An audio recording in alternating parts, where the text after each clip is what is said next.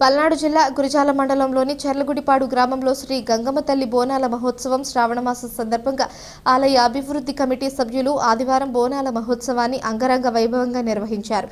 శ్రీ గంగమ్మ తల్లికి నిమ్మకాయలతో, పూలదండలతో, వేపాకులతో ప్రత్యేకంగా అలంకరించారు.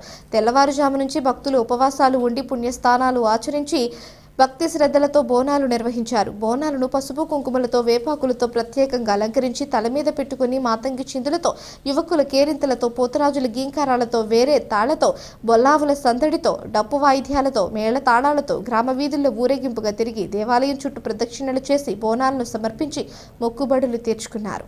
అనంతరం పోతరాజు స్వామి చుట్టూ ప్రదక్షిణలు చేసి కొబ్బరికాయలు కొట్టి మొక్కుబడులు తీర్చుకున్నారు.